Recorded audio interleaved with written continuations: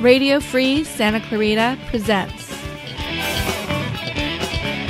The Talk of Santa Clarita, a podcast about issues involving Santa Clarita and the surrounding valley.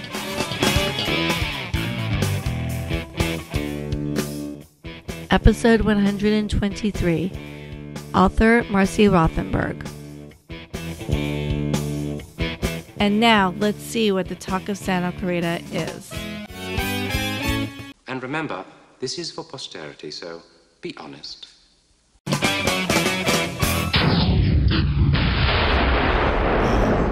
All right. Well, thanks for taking the time to do this today. Coming out on a rainy day. That's okay. And this is Women's History Month, so I thought you would be a great person to talk to with your new book. It's called Miss Nice Guy Lost. Let's hold it up here so that people can see it. Yeah, there we go. Yeah. And here's how women can win. Right. Before we get into the book itself, let's talk a little bit about you. Okay. I'm just, I like to find out, how you ended up in Los Angeles, and are you originally from Los Angeles? I was born in Hollywood, California. So you grew up in the Valley. So you this is all old school to you. Yes, this is home. How did you end up where you live now? I mean, gosh. I lived in the Valley growing up, went over the hill, so to speak, when I went to UCLA. Mm-hmm. And when I was a young adult and early married, we lived in Venice and Santa Monica and West Right. LA. We were going to grad school, so we stayed on that side of the hill. We lived in Santa Monica until it was time to buy our first house. And I kept telling Peter, who grew up in Boston, that the San Fernando Valley was really not that much hotter than the west side. And it was a dry heat. liar. Yes. But since we could afford a closet in Santa Monica and a 3-bedroom bath and a half in Granada Hills, Right. we came back over to the San Fernando Valley and bought our first house. 5 years later, got into our second house, which is where we still live many, many years later. So we've just stayed there. Now, I when I was reading you about your bio and stuff like that, one of the things I thought was interesting was just you talked about growing up always as a Democratic activist. Why is that? Why? I mean, why have you, grew up in a house that was Democratic. My parents but were. being an activist though is different than say. Gosh, I don't know. It just seemed like something you were supposed to do if you cared about things. My parents were active in politics. I can remember them working for John Kennedy's campaign when I was a kid. So I had that memory of them doing things. They always had bumper stickers on their car. Hardly anybody did out Right. here in Los Angeles. Right. But it was just something that you do if you care about politics and if you care about who gets elected and what's done. And I think maybe coming of age during Vietnam had something to do with it. Because I was at UCLA at the time, and I think people got the feeling at that point in history, if you cared about something, you spoke up and you got active and you went out and let people know what you think about things. So you're a child of the 60s then. 60s, late 60s, early 70s. I mean, but that's, the activist time. Vietnam, yeah. And Bobby Kennedy was the first guy I worked for as a volunteer. It was just something that seemed like a natural outgrowth of what my beliefs are, was to be active.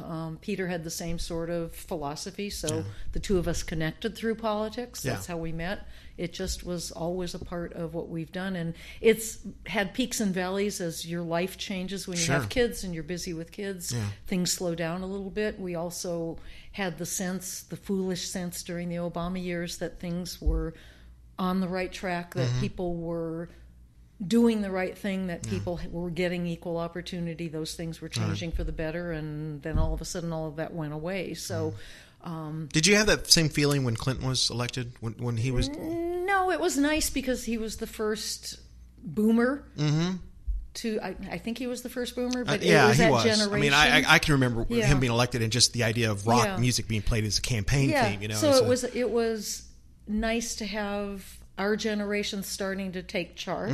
So that was cool. But I don't think you had the kind of conflict you've got today and the kind of just battle between parties that's going on today. So there wasn't that sense that, oh my God, thank the Lord that a Democrat won.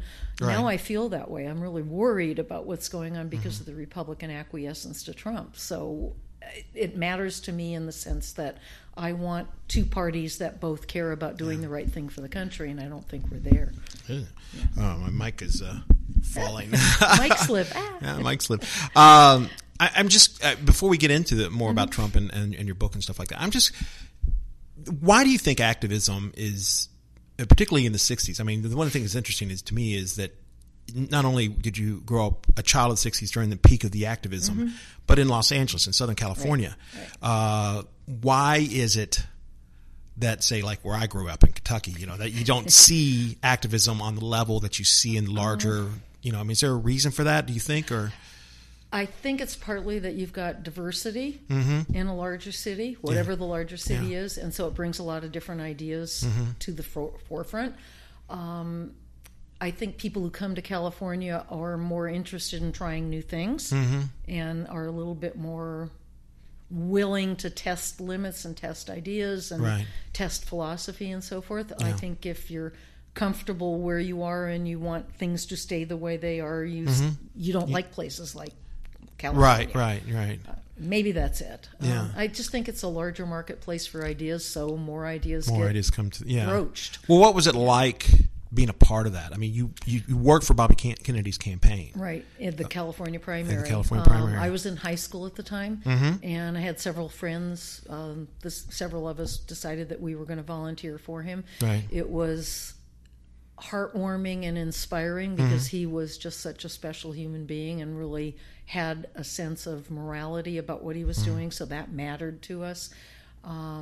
The weekend before the primary, a bunch of high school kids got put on a bus and taken to one of his rallies at Valley College. Right. And when we got to the rally, they had filled the gym. There was no more room for people to be seated. Right.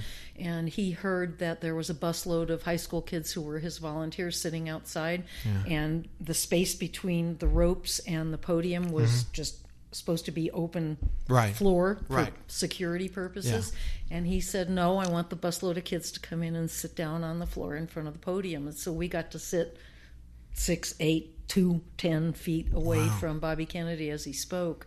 So it was inspiring and heartwarming, and then our hearts were broken. You speak very fondly of him, obviously. Yeah. Can I ask you a question that just popped in my head, though? I mean, that fondness for him, and having written Miss Nice Guy Lost and the issue of the Me Too movement, and this being women's rights. I mean, he was known also to have been having affairs with Marilyn Monroe, right? No, that was John But I thought F. they Kennedy. both did. I don't know. And you don't know? That's maybe it's just a folklore. That's probably something that was more acceptable then than now, and it was also... There seemed to be a wall between public and private life that doesn't exist anymore. Sure. So, no, it's not right that they did that. I don't think that kind of thing speaks well of personal morality. Yeah. But at that point in our history, we tended to separate the personal life from the political life, whether we should have or not. Well, I mean, the artist from the individual sort of thing. It's like... Well, O.J. Simpson may be a murderer, but you can't turn around the fact that he was a great football player, regardless of whatever you think of him. And I don't think anything good of him, but I mean, he was a great football player. Yes. And that's where my opinion of him ends. Okay, I was just wondering about that. So, I think we're trying to be more alert to who the people are who represent us today than we used to be. Right. And what kind of life they led or lead is more important to us than it was. At the same time, no one is ever going to be perfect. I think we have to be careful about which things we find fault with. Yeah.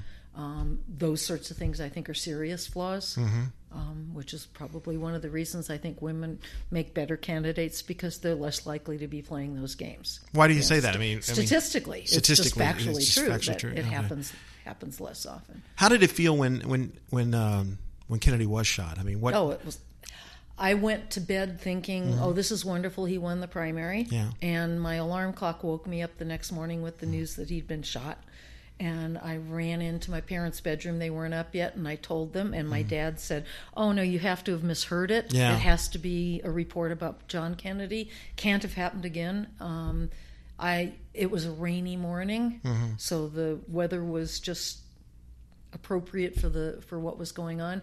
And I remember going to school and finding one of my friends who I was volunteering with, and we just kind of hugged and started crying. And it was just gray for days, weeks after. Yeah, to me, I think horrible. I've mentioned this to you before. It was like for my generation, I think it was when, even though he wasn't a politician, but when John Lennon was shot, right, a very similar thing. Same sort of feeling. Exactly, because my mom walked into my room that morning and said, "I heard John Lennon was shot," and I was like, "What? It can't be." Yeah. I mean, why would somebody shoot a musician? You know, right. And particularly somebody who had done as much as he had for peace. You know, and it was devastating. Comparable because I loved the Beatles and I loved his music, and I had that sense of heartbreak. Yeah. I think it's worse when it's a political leader because it does damage to the body politic. Sure. So, if only for that reason, it's a more devastating. But we missed out on that great Beatles reunion. Yeah. There was, see, I can joke about it after 50 years later, but it took some time. Now, is this Miss Nice Guy Lost? Is this your first book? I have written books for a telecourse producer, so I've written nonfiction books that were commissioned. This is the first time I wrote my own book. But you've been a writer for years. My career was in writing and editing. So, yes, I've done organizational communications. I've written magazine pieces. I've written op-eds. I've written a lot of things for newspapers, magazines, so forth. What took you so long then? I was busy working full-time and writing and editing and leading a team of writers late in my career, and always thought about writing a book and kept saying, I need to do it, but I don't have time. So when I finally stopped working full-time, when I retired, it was like, okay, I want to write a book. So I started thinking, well, what book do I want to write? And that process led me to this book. So. Now, contrary to what the title says, Miss Nice Guy Lost, it is not really about Hillary Clinton. It starts with the fact of her loss. It starts with that day. Right. But it's really about American women and all of the things that we all have lost in the 2 years since Trump became president. So it is not a book about Hillary. It's a book about American women, the rights we had acquired and gained and fought for over the generations, and all of the things that Trump and the GOP have done in the last 2 years to take those rights away, to whittle away at what the power of those rights is. And it ends with a to-do list of things that women can do to start fighting back and regaining those rights and making sure that we don't lose them again. So you're talking from the framework of a Democrat. Of course. Why are you a Democrat? Why am I a Democrat? Because what is it about? I believe in social justice. I think that government exists to take care of its population. That's one of its responsibilities. Okay. I believe that government is supposed to give people the hand up when they need it. Yeah. My dad died when I was 18 years old. He never collected Social Security. He never collected on his veterans benefits. He never went on Medicare. But the law at the time was such that if you were up to the age of 22 and still in school, you could collect survivors' benefits for Social Security, and I could collect on his veterans' benefits for my expenses. And when Reagan was in office, he changed that to age 18.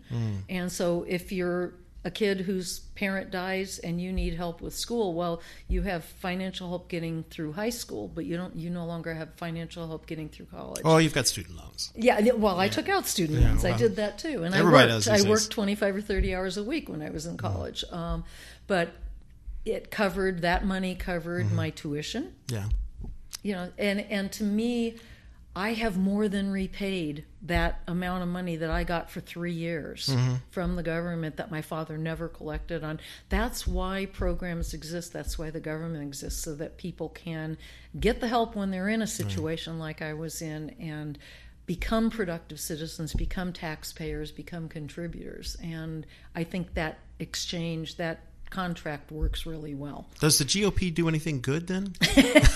Just to be blunt. It used to. I think they've forgotten who they are. I mean, they used to be the party of fiscal responsibility. We just hit our largest commercial trade deficit or consumer goods trade deficit in history today.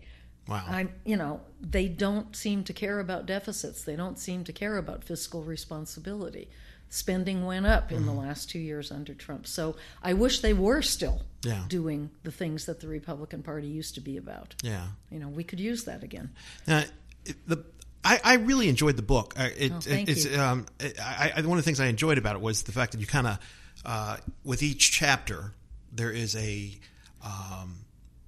you talk statistics, and then have some kind of anecdotal story afterwards. Just kind of putting it together. What was the inspiration on doing that? Where did that come from? The idea to do that.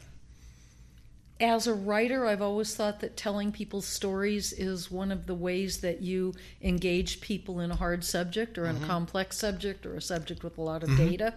I didn't want the book just to be data-driven. Sure. And it could also be something that comes from having been part of the Obama for America movement. We volunteered for Barack, both campaigns. We worked on legislative advocacy for him during his presidency. And one of the things that they teach their volunteers is if you want people to understand why you care about something, tell them why it matters to you. Tell them what your story is that relates to that. So storytelling just helps people understand and kind of get a personal hook on what the issue is, whatever that issue may be. Do you find the in a way, I almost feel like this book is more for men than it is for women. Interesting. Because it's very enlightening. I found it very enlightening for me because it was like, oh, I had never thought of it that direction or that from that perspective and things. You talked about it in for example, that it's tougher being a woman in general. I mean, do you want to tell us? Tell a man. Why is it tougher to be a woman? Well, one of the in politics funny in particular. things that happened as I was researching the book, a good friend of ours is very active up in Sacramento. He's an attorney. He's one of the people who's worked in Sacramento for decades writing environmental legislation. So he's a really sharp guy. He knows his stuff on politics. He came down for some sort of meeting and came over to our house, was having dinner with us, and when I was talking about the research that I was doing on the book and mentioned pay equity. And he said, well, it's not true that women don't get paid as much because there's discrimination. It's just because they take time out to have their kids and all of those things that happen over the course of a lifetime. No, that's really not true. When you walk out the door of college, you typically get a somewhat lower pay offer than men do, just because employers are going to try to minimize what they pay because they think they can get away with it. They can get away with it. And one of the reasons is it's partly sociological, it's partly behavioral, and it's partly discriminatory. Women tend to be grateful that they're getting a job in the first place, and I think that is something that's waning, fortunately, among younger women. They are less likely to negotiate for a higher salary walking in the door because they have been acculturated to think that it's impolite or rude or pushy to ask for more. So if that's the salary they're offering, I guess that's the salary I'll take. Men are acculturated to ask for more, to counter, to make that part of a negotiation. Women need to learn negotiation. Thankfully, younger women are better at it than my generation was, and I'm really glad for that, because the book talks about the fact that younger women are asking more, and when they ask for it, they're tending to get it now, where back when I was early in my career, I probably wouldn't have gotten it. I thought it was interesting when you were talking about just kind of society in general, about growing up with the issue of trying to take drafting classes for architecture, right, and then the fact that you were discouraged by the teacher. The two things I was thinking about doing when I was in high school were either writing or becoming an architect, because I'd always drawn floor plans and house neighborhood, did communities, and then I would do the newspaper that talked about the new community. So those two things were somewhat linked. And when I thought about architecture, I went over to the drafting class that was on our campus and took a look at what the work was that was on the walls and thought, well, I could do this stuff, and waited for the teacher to finish talking to a student in his class. And when he finished, I went up to his desk and said, I'm interested in taking your drafting class next semester. And he didn't even look up. He just said, oh, only boys take this class. And I took that as an absolute. And that's another thing that women have had a tendency to do is to, somebody tells you can't, well, okay, I can't. 2 years later, if that had happened to me, I would have told him, what do you mean I can't take the class? I'm taking this class. Conversely, you mentioned that you were encouraged to be a writer. Yes. My journalism teacher was phenomenal. And he even said to me at one point, when you become a parent, you'll be able to keep writing. You can always write from home. When you become and a I thought parent. that was kind of like, right. You're assuming I'm going to become a parent. Well, I did become a parent, but it was my choice. The assumption being... The assumption was I was going to take time out from work, and therefore this would be a cool thing to do because you can do it from home. Well, he was absolutely right. When my daughter was born, I ended up deciding not to go back to full-time work, and I started a freelance business from home. And it was probably the happiest 20 years of my life, work-wise, because I controlled my life. I controlled the people I worked for, the things that I wrote about, the communications work I paid attention to. I had time to be a parent. Yeah. I could juggle a lot more easily than moms do who are going off to an office every day. I mean, maybe you should have told that architect teacher that they do sell drafting tables that'll fit in the home. Yeah, I could have. Hindsight is wonderful. But I mean, I guess my point being is that, I mean, perhaps, the theme of your book in a certain sense is that we need to break cultural norms, and that glass ceiling is a certain sense of breaking the stereotype of what women can and can't do. Right. And with a little encouragement growing up. And I think young women today are much more assertive about that. Why do you think that is? Because they're being told that they can. They can, more than I was told as a child I could do anything, but that was my parents and my grandparents. It wasn't all of my teachers. I think more teachers are doing that. There are women who go back to schools and mentor young women. There are programs that help young women go into science and technology in the industries that they used to not be welcomed in. So I think there's just more conversation about it. At the same time, when I was working the last 10 years of my career, I ran a communications program for a corporation, major company, and we were part of the marketing department, and there were a lot of 20-something, 30-something young women in that department who kind of looked at me as this anachronism because I thought that things weren't really equal, and they didn't figure it out until they hit the point where they started feeling that they were being blocked. And it takes a while for that to happen. I think when I started working, when you were 20-something, you got blocked career-wise. Now it happens when you start getting to the point where you want to be a manager or a director, or you're starting to think about moving into the executive ranks, and they start seeing the issues that they're facing. The head of one of the marketing teams left the company. His second in command was a woman, and it took the head of the marketing department 6 months to figure out that she was the right person to move into the job. He kept looking outside for someone else. And the day he announced to the senior staff that this woman had been promoted, I just goofed and I blurted out, "About time." It was so obvious that she was the right person for the job, but it took a man executive 6 months and a bunch of interviews with a bunch of men to figure out that woman was the right person to put into the slot. So the issue still exists. How do you convince someone that, it is, and I guess, it would apply to men as well, but how do you convince somebody that, that if their perception is to look outside, how do you reach in and get them to look in front of their face? And I don't know. What did she do? She just kept saying, being in his face, and asserting herself and saying, this is what I think. She was very vocal in staff meetings to begin with, but she became more assertive about what her unit should be doing, and she was doing the job on an interim basis because she had been the second in command.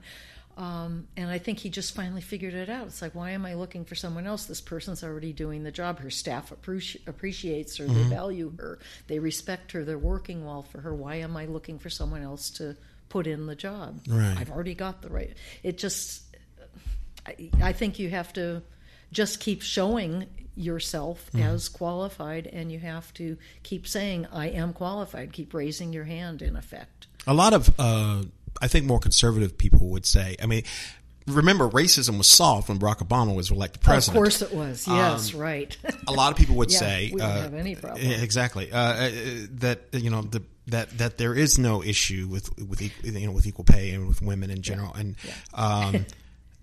but I mean that's not the case, right? Not the case. All things being equal, when you look at pay, if you account for education, if you account for years of experience, if you account for the salary grade that a person is in, women still make on average 81 cents on the dollar for a man. Right. Taking everything else out of the basically because they work cheaper, they're taking men's jobs. No,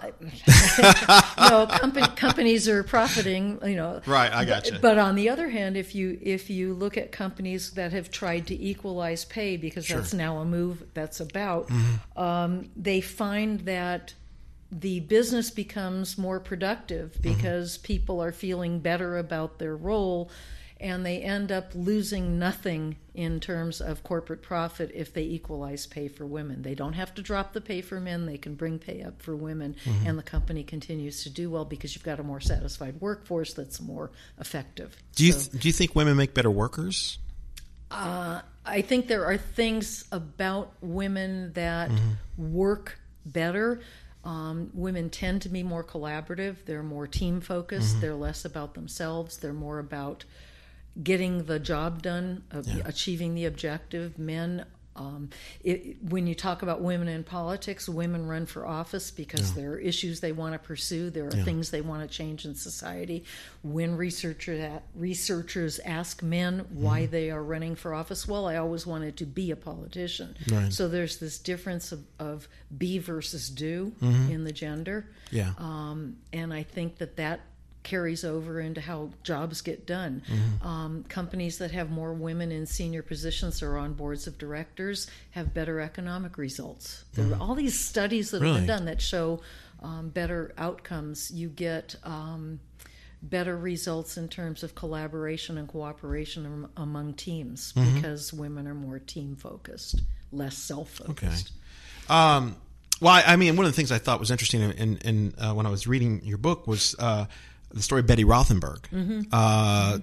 To me, what I took out of that was, if given the opportunity, women can excel at just about anything. And do you want to tell us about Betty Rothenberg? Men. Yeah, I mean, I mean that women are lacking in that opportunity, but when given the chance. She grew up in Utah. She went off to Washington, University of Washington, for her degree, for her undergraduate. And when she finished, she went back home for the summer to Salt Lake City, and she knew that if she stayed in Salt Lake City, this was in the, I guess it was early, mid-'60s.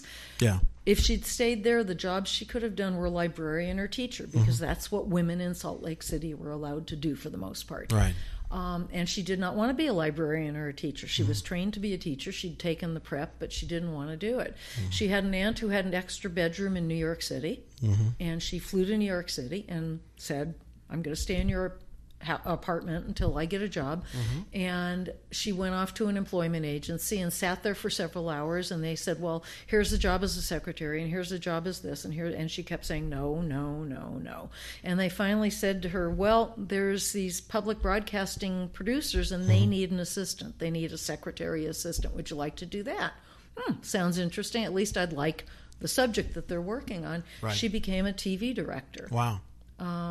She never would have become a TV director had she stayed in a community where the options for women were so circumscribed. Okay. Yeah, I mean, I think that I thought that was interesting. Just I took that as given the opportunity. It's just that women aren't usually given an opportunity. Now, one of the other things, Chapter 4, STEM programs for women, breaking that ceiling. You want to talk about that a little bit? I mean, what are your thoughts? STEM? Yeah, in STEM. I mean, the need for women to be in science and technology and stuff like that. I mean, I think one of the things that, I mean, in particular in Silicon Valley, I mean, there's been a lot of talk in the past year or so about the fact that women aren't really, except for Sheryl Sandberg, I guess.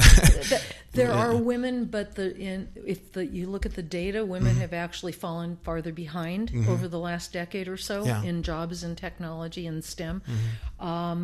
It's because when they walk into that environment, they've already dealt with a whole lot of frustrating situations in school because there aren't a lot of role models in science and technology at the undergraduate or graduate level, and so it's harder for them to get through because they don't have role models, they don't get mentored, so forth.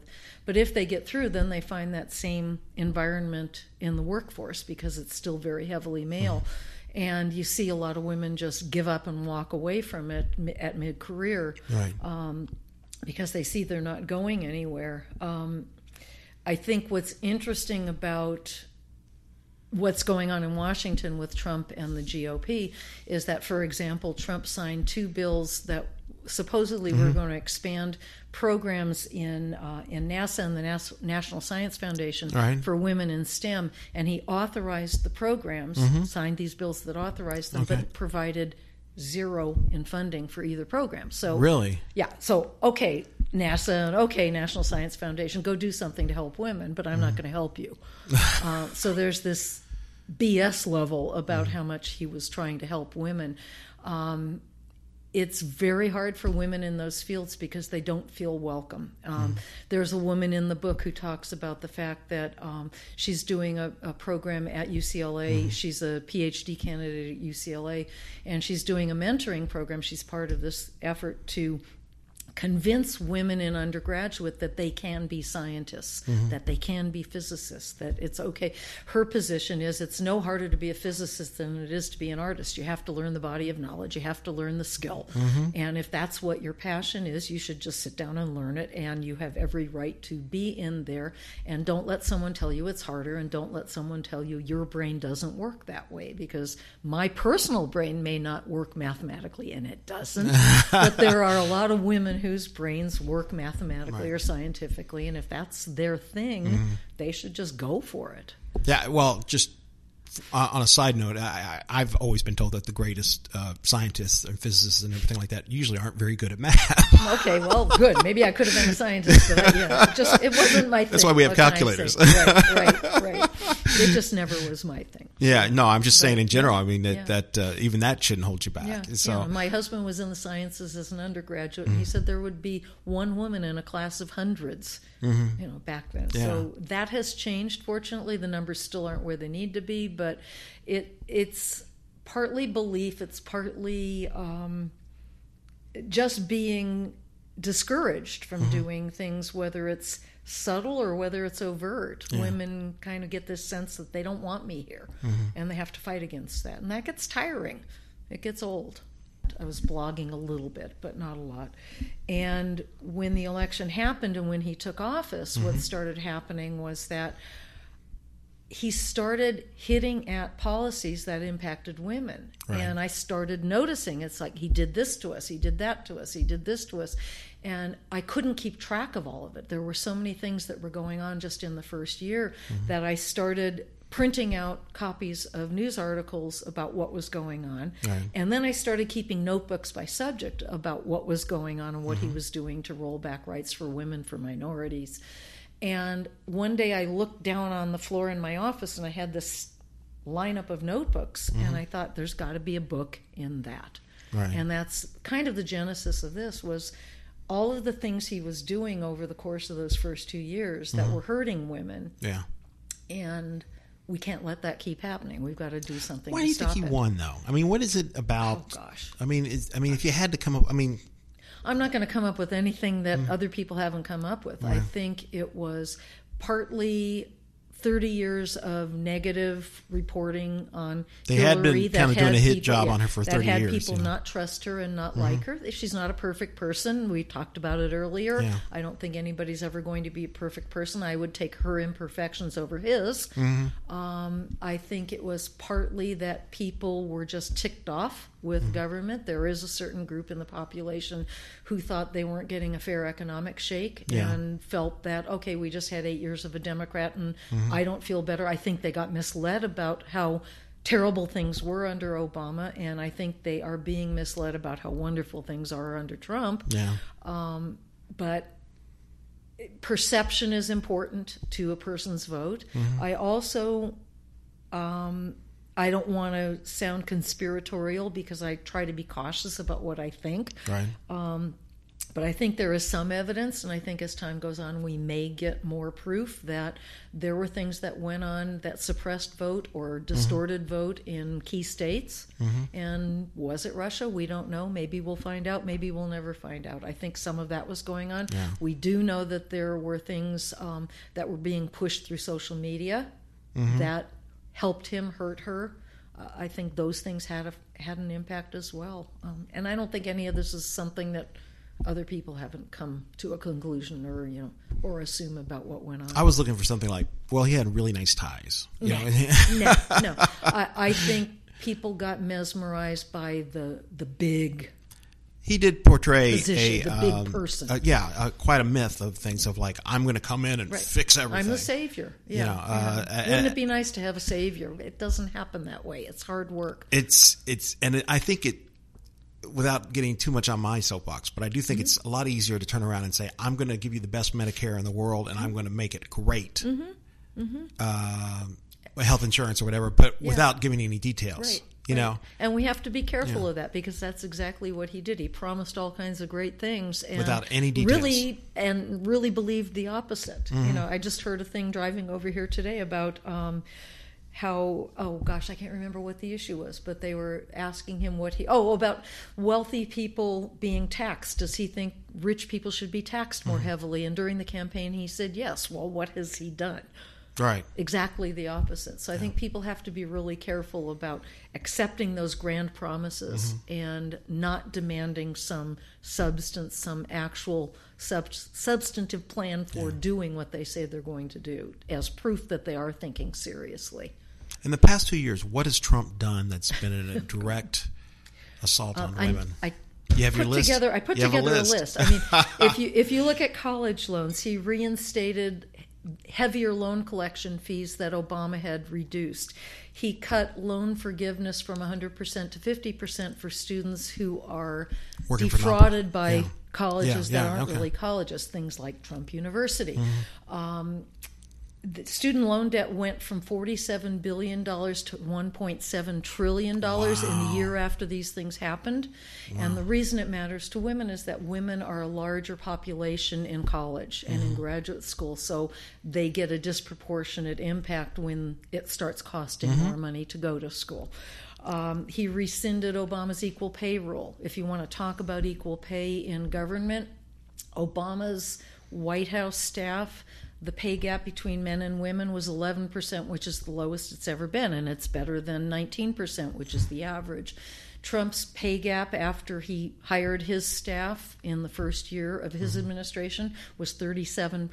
Jeez. So he pays women a lot less than he pays men. I'm more intrigued at the fact that there was a pay gap in the Obama administration at all. Well, it's the lowest. It was 11%. But still, I mean, you would assume with the Obama administration that there wouldn't be a pay gap. Well, part of the problem on pay is that women come into a job and get paid a salary based on what their prior salary. Everybody comes in and gets paid based on prior salary. Yeah. So one of the arguments now about, and that some companies are starting to do and some states are starting to impose, is that companies establish pay scales, which they do have, but they stop hiring people based on what their prior salary was. And some states are now saying it is illegal to ask a potential employee, what were you making? Because then they base their pay offer on what the prior salary was. Well, when I was working, one of my early jobs after grad school, I discovered I was making 40% less than the man who was working with me doing exactly the same job. I had a master's degree. He had a bachelor's degree. We had the same amount of experience. And he told me what he was earning because he kind of figured out that he probably was making more and thought it wasn't fair. Well, I couldn't get justice, I couldn't get equal pay from the employer because once you're in a pay scale with an employer, what they say is, we can only give you X% a year, we can't violate those rules that we have about pay. And so I ended up changing jobs, going to another company. Well, they asked me what I was making when I... So I got more than I would have gotten by staying at the same company, but I still was maybe 20-25% below where my male equal was. So what society has to do, what women have to start arguing for, is an elimination of those kinds of behaviors. One of the arguments is for companies to Pay people based on what the market rate is for a job. What's the going rate for this job, regardless of whether you're a man or a woman? What have you earned before? This is what we pay for this job based on what the market tells us. Okay. And everybody comes in at the same thing. Well, then the issue for women becomes, once you're in that job, be assertive about negotiating an increase. If you think it's time for you to be paid more because you've qualified for the next salary grade, go ask for it. But Don't isn't that wait a challenge? to be I given. mean, isn't that a real challenge for women? I mean, the idea has been. It has in the been. sense that Yeah. I mean, Amy Klobuchar is experiencing this right now for being known to be tough on her staff. Right. Now, Right. granted, Yeah. she's been known to throw things, from what I understand. I've which known men who do that too. well, that's Yeah. it's inexcusable on both sides. But but that's behavior versus pay equity. I think they're two different issues. I know, but you're talking about being assertive. My point being is the challenge of a woman is that when she is assertive, she's a bitch. She's a bitch. Yes. Yeah, I was. I mean, or you're pushy. If you pushy, want to be polite or about it. and everything like that. And women directors, for example, is a great example. It's you always hear that they're pushy or they're assertive, and it's like they're directing a movie. Men? Yeah, well, yeah. I mean, they're directing a movie. Yeah. You have to be the boss, and you have to be assertive and pushy to get it done. Right. It's just that it's a woman, so they get that. Yeah, women have to partly stop worrying about that and just be who they are. And if you are a directive person, be that person. At the same time, show that you're doing it for the right reasons. Yeah. You're not doing it just to be pushy. When women get pushed back for that behavior, women tend to be interrupted more than men when they're talking. I'm going to interrupt you now. And as soon as I'm finished, I would love to hear what you have to say. There you go. Is the way that you have to respond to that. Gotcha. Women have to learn tactics for countering that sort of thinking, and they have to recognize that if somebody is interrupting them, just say, "Not quite done yet. Let me finish," and then I'd love to hear. What you think about that. Another thing that happens to women often is that they'll propose an idea, they'll have a thought about something, and nobody will say anything if it's a room that's largely men. And a minute later, a man will essentially say the same thing and recommend it, and the whole room erupts and, oh, what a brilliant idea. Women have tended to just sit there and seethe when that happens, and the tactic that you can use in that kind of situation is to say, gee, I'm glad you like my idea. Let's talk about how we implement it. Take back ownership of that idea in a polite yet assertive way. I hate the fact that's even necessary, though. You know what I mean? Yeah. But I mean, it shouldn't be, but it is. I mean, is this something, when it comes to the idea of pay equity, women's rights, and stuff like that, is it something that it's not going to happen overnight? I mean, it seems like what you're talking about is that middle ground of it's always finding been your way. 2 steps forward, 1 step back. But what I saw happening in the last 2 years was a whole lot of steps back instead of just one.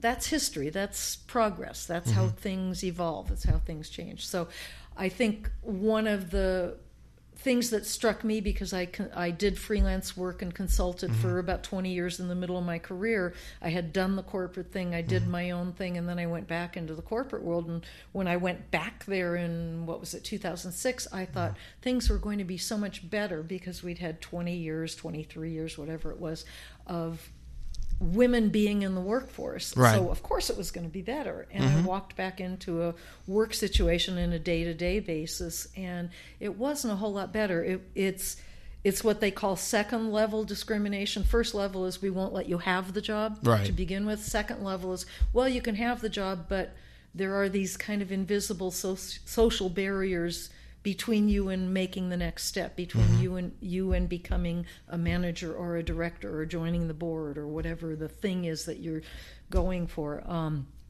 It's more people being comfortable with people they're comfortable with, so when a woman joins that club, it's less comfortable. And getting past that and getting enough women in the room so that it's not unusual that they're in the room, and recognizing that the conversation and the tone and the behavioral interactions are going to change because of the greater focus on collaboration or cooperation or team or whatever it is that typically women bring to.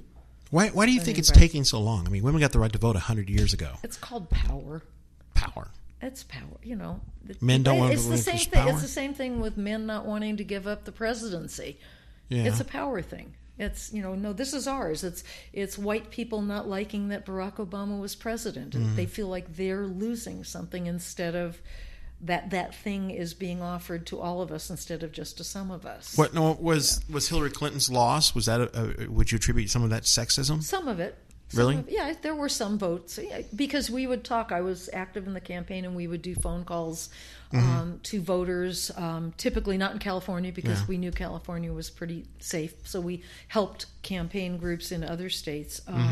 And you would hear that I'm not going to vote for a woman, and that if you look at studies today. Men are still less likely to vote for a woman than women are. And there's still a small percentage of women who are uncomfortable giving. Why is a woman uncomfortable voting for another they're woman? More traditional, perhaps. And don't like the idea of a woman and they've sort of role? They've been acculturated to think that men are in charge. It's partly Republican conservatism. That party is more conservative. Right. It's less likely to support women as candidates than the Democratic Party is. Maybe that's another reason I'm a Democrat. It's partly cultural and religious. If you're more in a more traditional religious community, there's more of that sense that men are in charge, men are the head of the household, men make the decisions, women go along. We've had conversations with women in those kinds of communities who vote the way their husbands tell them to vote. Yeah. I don't get that. I mean, if my husband ever tried to tell me how to vote, I'd tell him where to go, and he knows it. I do the opposite. I do the way my wife tells me how to vote. There you go. That's smart. Yeah. Yes, I know. So I think it's just what you grew up learning. Yeah. What you were told was normal. So yeah, there still are some women who think, oh no, women can't do that. There are also studies that say that men are more likely to vote for a woman for a legislative role than for an executive role. So they see them as legislators. They see that collaborative thing working there, but they don't see woman as the head of the government, as the commander in chief. It is interesting. When we talk about the presidential election for 2020, we have 6 women? 6 women in the Democratic primaries so far. And already, I don't. They're being scrutinized on a level than the male candidates are. Yeah. Kamala Harris. Kamala, I got to work on that. She's being scrutinized for her record for having been a prosecutor. Exactly. Amy Klobuchar for her treatment of the staff, which again, not okay to be throwing things, but still, Bernie Sanders doesn't have a great history. He doesn't either. Dealing with women on his staff. Yeah. So, and that there's been more pushback against the fact that that's been reported than there has been pushback about the fact that it happened. So yeah. I mean, and I think one of the things I'm seeing, if I look on Twitter and I look on Facebook at those conversations, you see women pushing back against it this time. Yeah. Are we doing the Clinton thing again? Yeah. Well, how do you? Stop doing that. I think we have to yell at reporters. I think we have to say to the press when they cover those things, is this really issue focused? Right. Is this really about what this person is going to do as president? Why is this so important? What are you doing about her issue positions? Yeah. Pay attention to that. Pay attention to policy. I think it's, again, going back to the Klobuchar thing, I that's based on a perception of how she treats her staff, not on the policies that she's going to do. Right. And I, Doug from the Gazette, I'm going to call you out, Doug. But Doug at one point, he was a guest on the show. This is before the election, and we were talking about Hillary Clinton. And he hates her. Oh, he does hate her. And one of the things he talked about was a book that a Secret Service agent had written about her and about how horrible she was to the staff. And I thought, I don't care. I don't care if I want to have a beer with her or not. I care about what she wants to do as a politician. That's what we should focus on. Yeah. You want to know that the person tries to be a decent human being. Right, yeah. But to me, the most important thing is what are they going to do legislative? What kinds of legislation are they going to advocate for? They don't write the legislation, but what are they going to advocate for? What are their relationships going to be with on the international stage? Be like on the international stage. You want to know what kind of leader they're going to be, which is partly indicated by how they treat people, but not exclusively. Right. You're talking. I mean, it's like what we were just talking about with Bobby Kennedy. It's like separating the individual from what they do, from the art and the individual, or whatever. But let me ask you about Clinton himself. Okay. I mean, did you vote for him both times? I did. Okay. Would you do it again? Back then, yes. Okay. I think he was the better candidate. I think he did some good things as president. Was he a jerk in his personal life? Yes. Yeah. But what he did, the only thing he did that was a legal issue was lie about his personal behavior. It was a consensual relationship. Yeah. He lied about that behavior. To me, that's a whole lot less significant than the things that I see Trump doing that are problematic and that are illegal. Give me an example. Oh, gosh. Oh, Lord. Give me one example. The emoluments clause. Okay. Looking at what he's done with his businesses. You've got examples of business executives who never stayed in his hotel suddenly staying in his hotel. You're talking about constantly, like T-Mobile. Yeah. Because he's going to make a decision about their merger. Right. You've got foreign leaders staying in hotels and running events at hotels. You had, I forget what country it was, just had an event at the Trump Hotel in Washington, D.C., where they invited legislators to come, and there were a number of Democratic legislators who said, no, I'm not going to an event at Trump's hotel because he's making money off of this event that this foreign government is hosting. The list goes on and on and on. Right. It's almost like there's so much. You almost his golf courses. Charging the Secret Service agents for the use of a golf cart to follow him around as he golfs because they have to protect him.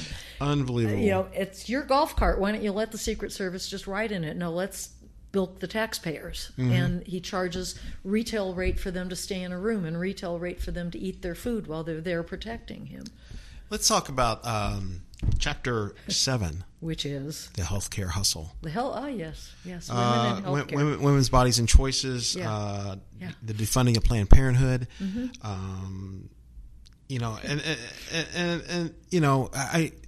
Is that all just Trump, or is that more of just society itself? It seems like, for example, the idea of making abortion clinics less and less available in certain states, or doing what they can. I think Texas is an example of that, where they're taking the abortion clinics and they're putting medical requirements on them that are so strict that makes it almost impossible for them to function. Yeah, right. Yeah. Well, it's something that the Republican Party has been trying to do for a long time. It's one of those wedge issues that they've used.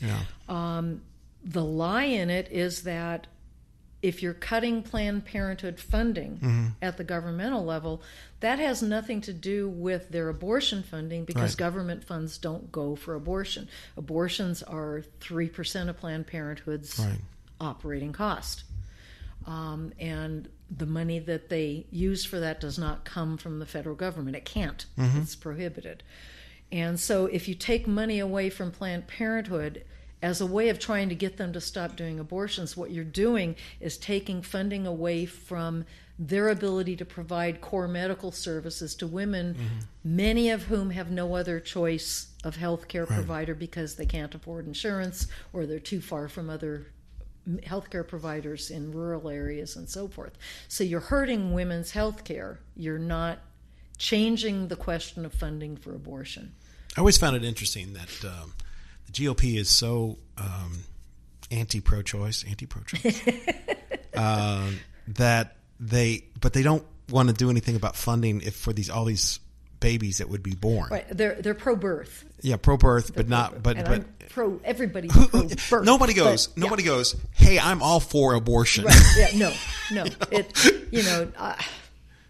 It's a wedge issue. It's gotten used. It's gotten misrepresented so that they keep voters in the fold. I think some women start figuring it out. We have a niece who is Catholic, married a nephew of ours who is Jewish.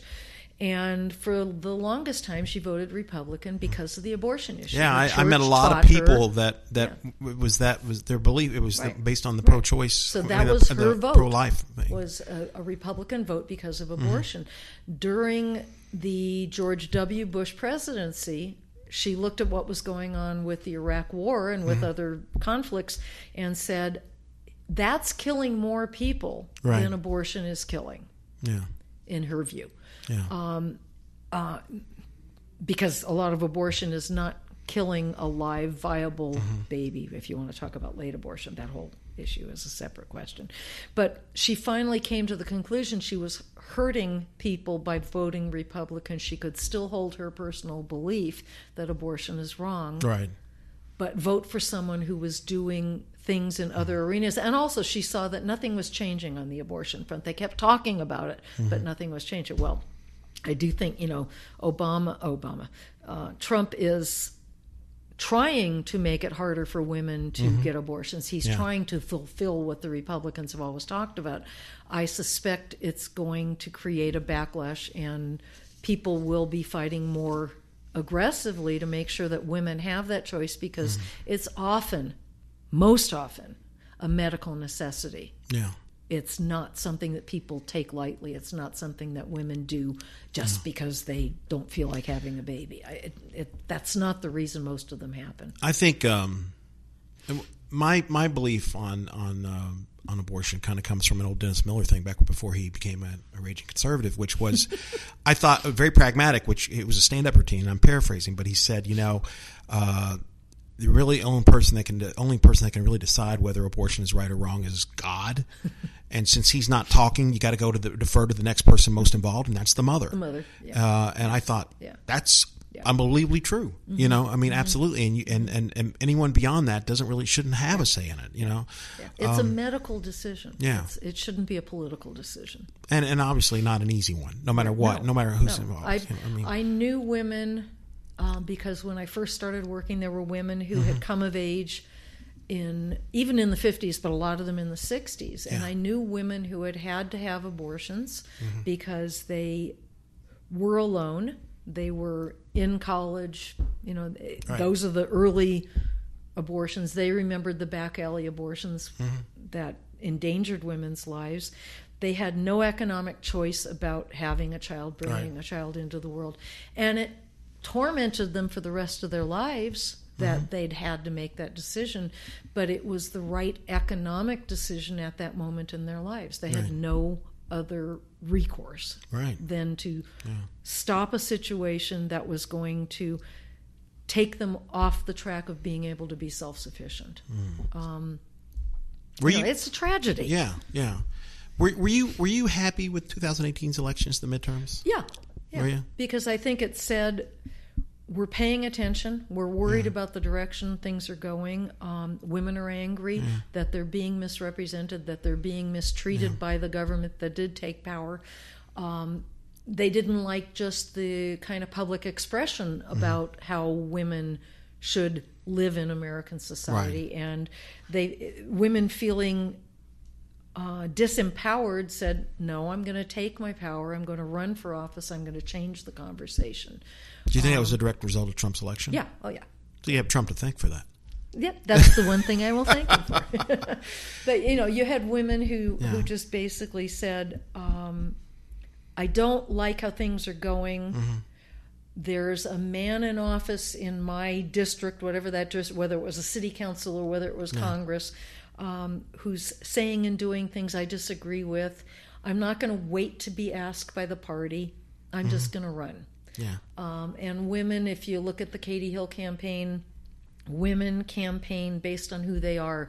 Women have been told traditionally, talk about your issues, but don't talk about yourself. And what women did was to say, this is who I am as a person. These are the things that I've experienced in my life. Yeah. Katie Hill having a miscarriage was public knowledge, and it informed her position on women's right to choose. And she talked about that. Katie as a gun owner, which is one of the things that first worried me about her, because I'm a big gun safety advocate. But her ability to explain that position and talk about it in the detail that she did made me more comfortable with who she is as a legislator. I think women figured out that they could be who they wanted to be, and they typically refused to take the big money donations if they were even offered them, but they said, no, I'm going to do this on the basis of people in the community supporting me. So they changed the way politics was done in 2018, and I think you're seeing the outcome of that even in the presidential campaign, where you've got a lot of Democratic primary candidates who are saying, I'm not taking corporate PAC money, I'm not taking oil money, I'm not taking energy money, I'm not taking medical industry, pharmaceutical money. I'm going to run on the basis of the issues that I care about. And if organizations with those issues care to support me, that's fine. But I want people to be supporting me. I think we changed the kind of behavior of political candidates a little bit, and I hope it lasts. And it's interesting you brought up Katie. She was just on the show, and one of the things I asked her about, and this is going back to what you were talking about the idea of encouragement and recognizing what you're capable of. I asked Katie very specifically about, how did you accomplish what you've accomplished so far in your life at such a young age? And, the thing she said was encouragement from her family, that there was a push for you can do anything you want to do, and a belief in her early on that allowed her to have confidence in herself and not think so much about there even being any type of glass ceiling to stop her. And here she became the head of PATH, that large homeless agency, and I think it's the largest in the state, maybe. Before the age of 30, she was the one of the executive directors, and then moving that on to Congress, and taking leadership roles. Taking leadership roles within 60 days of being there. That comes from a confidence in yourself that she said she attributed completely and totally to encouragement from her family and her peers, telling her she could do it. But I think I had that same kind of encouragement as a child in my family. Where I didn't have it was in school, only with limited, certain teachers did that, but not all. My of them. point being is that you look at where you were encouraged, you excelled. You were told you could do it. That's true. And you excelled in it. I think the advantage that her generation has is that there are more people in the community and in schools doing that same sort of reinforcement that was lacking 20, 30, 40, 50 years ago for kids in school. I think it's far better now, and an assertive young woman has more role models to look at today than we did before. I think that helps.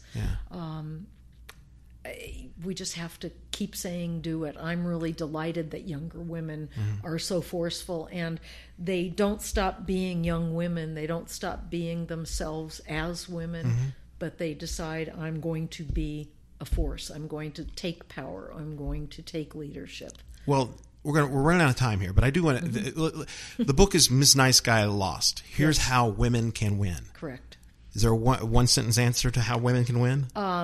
No, there's not one sentence, but there are a whole lot of things, and I think it depends on what's the thing you care most about pushing for. In the book, there are things that you can do on that issue, whether it's science and technology or women in the media or women in government or whatever the thing is that you see, healthcare issues, pay equality, whatever the thing is, there is something that you can do to take action to push for that issue to be supported in government and in the community and in business. You don't have to sit there and feel frustrated. You can take action. All right. Well, let's have some fun. Okay. First thing is, do you have any tattoos? No. If you're going to get a tattoo, what would it be? No, I don't like needles. Don't like needles? No. If I got a tattoo, what would it be? Gosh. I don't know. Maybe just a smiley face, because it would just be a couple of dots in one line. It would be really quick. No pain. No. I gotcha. Okay. Do you have a joke for us? Oh, of course I do, but you have to participate. I can do that. Okay. Knock, knock. Who's there? Annie. Annie who?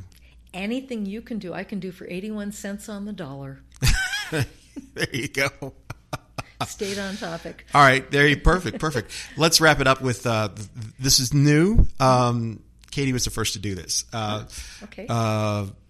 the Democrats think the Republicans are evil. The Republicans think the Democrats are evil. So can you give me your most evil voice, laugh? Evil. Oh, God.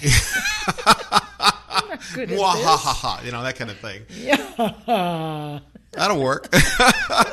Terrible. I'm not an actor. All right. The book is called Ms. Nice Guy Lost. We'll do an insert later. And How Women Can Win by Marcy Rothenberg. It is available at Amazon, Barnes & Noble, bookstores. And Goodreads, and from the publisher bookbaby.com, which is actually the fastest shipper. So if you want to get it quickly. Unless you buy it by Kindle. Right. Kindle is immediate. Which I have a copy on Kindle. Thank you. So, Marcy, we wish you much luck with the book. Thank you so much for doing this. I'm happy to have had the opportunity. Thanks. It was a lot of fun, Good. And very educational. Absolutely. So Good. We hope you guys enjoyed the talk.